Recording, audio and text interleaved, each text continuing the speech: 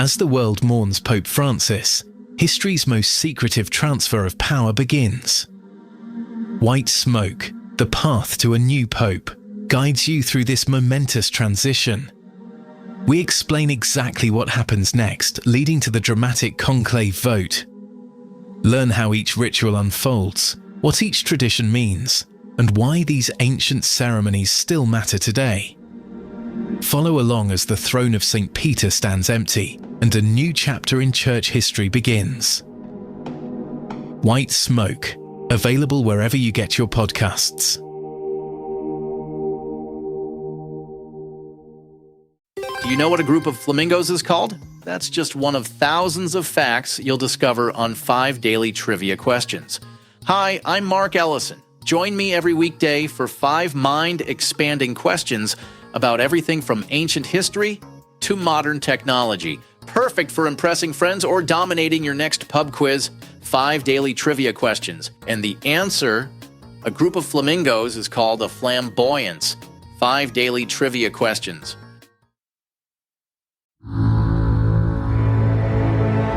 Caloroga Shark Media.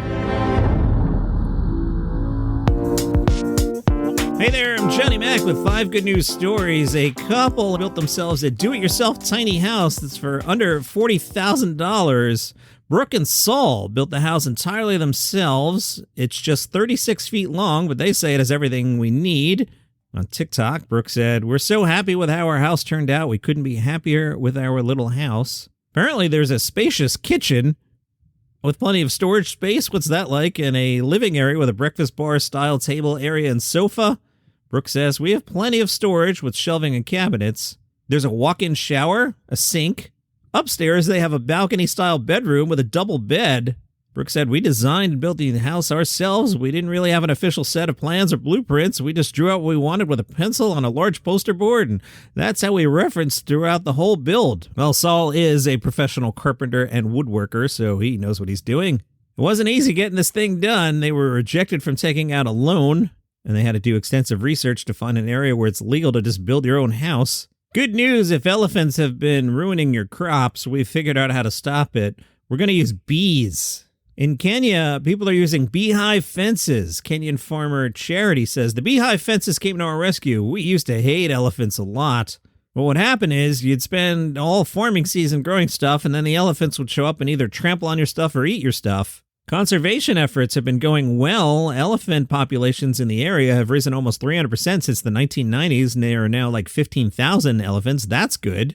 The charity Save the Elephants is working with villagers to turn them into beekeepers. The elephants are scared away by the hum of 70,000 bees. The hives installed by Save the Elephants are hung from greased wire to protect them from badgers. There's a lot going on here. But there's also a trip wire in case the elephant gets curious and is like, "Hey, what's this?" It'll shake the beehive and out come the bees, and then the elephant goes, "I'm out of here." Congratulations to the band Miners and Sons. They've set the world record for deepest concert underground. Yes, Miners and Sons played at 8,086 feet and 11.31 inches below sea level inside a mine. Percussionist Norm said the mine has spent 68 years taking rock out of the place and then spent one day bringing it back.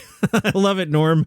That broke the previous record. I know you're curious. The previous record for deepest concert underground was played by the Shaft Bottom Boys. That back in 2020, they only played 6,213 feet, 3.05 inches below ground. Step it up.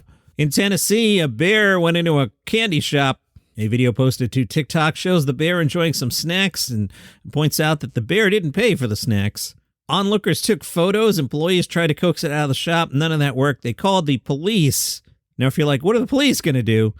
The PD said that the officers have training from the Tennessee Wildlife Resources Agency on how to respond to bear calls, and they pointed out that the bear seemed to show a preference for Charleston Chews and Hershey's Kisses. White Smoke. The path to a new pope explores humanity's most elaborate and secretive transfer of power, a process now unfolding following the death of Pope Francis. This series reveals the hidden rituals, ancient traditions, and behind-the-scenes drama of papal transition. As the Catholic world enters this solemn period of mourning and anticipation, join us in witnessing how the Church has perfected this sacred process over 2,000 years, and what happens in these crucial days when the throne of St. Peter stands empty. White Smoke brings listeners inside the conclave that will determine who will succeed Pope Francis and lead the church into its next chapter. White Smoke, wherever you get your podcasts. You can get this podcast completely ad-free right now. If you're on Apple, just click the banner that says Uninterrupted Listening, and you'll get your first month free. If you use Spotify or other podcast players, go to caloroga.com/plus. It's just $5 a month, and you'll get access to over 20 premium shows with no interruptions. Binge listen to new series like the political thriller Acting President, Signal Lost, where military secrets land on the wrong phone, and Pager Protocol, the thriller about exploding pagers in the wrong hands. Plus, enjoy daily shows like Palace Intrigue about the royal family, daily comedy news, and 5 daily trivia questions to test your knowledge, and White Smoke, taking you behind the scenes at what's happening right now at the Vatican. You also get all our hot shows like 5 good news stories. Enjoy your favorite content without any ad breaks. Remember, Apple users click the uninterrupted listening banner for your free first month, and everyone else head to caloroga.com/plus. Get ad-free listening today. All right, this one showed up in the inbox. It's the 2024 Most Sinful Cities in America. John, this is 5 good news stories. Don't worry, I have the least sinful cities for you. That will be the good news if you live there. Otherwise, maybe not so good news. The survey was based on 7 sinful behaviors, including anger, hatred, jealousy, excesses, vices, greed, lust, vanity, and laziness. All right. Should we do most sinful? We should. You're curious. All right. Number 10, St. Louis. 9, Dallas. 8, Miami. 7, Phoenix. 6, Denver. 5, Philly. 4, Atlanta. 3, LA. 2, Houston. 1, Las Vegas. No way. Las Vegas has all those things. Who knew? John, get to the good news. I will. The least sinful cities. 10th least, Fort Wayne, Indiana. 9, South Burlington, Vermont. 8, Bridgeport, Connecticut. 7, West Valley City, Utah. 6, Cape Coral, Florida. 5, Madison, Wisconsin. 4, Pearl City, Hawaii. 3, Port St. Lucie, Florida, spring training home of the New York Mets. 2, Fremont, California. And the least sinful city, Columbia, Maryland. Congratulations. Some fun facts here. San Francisco has the lowest share of obese adults, 2.5 times lower than Akron. Akron, you guys have the highest. And Fremont, California has the lowest share of adult smokers, 4 times lower than Detroit. Detroit, you have the most. And those are your 5 good news stories for today. If you enjoy the program, tell a friend about it. They might like it too. If you'd like the program without commercial interruption, if you're on Apple Podcasts, click that banner where it says uninterrupted listening. If you're not on Apple, there's a link in the show notes. I'll tell you how to do that. Short version, $5 a month. Commercials go away on this and 20 other shows on the network. Have a great day.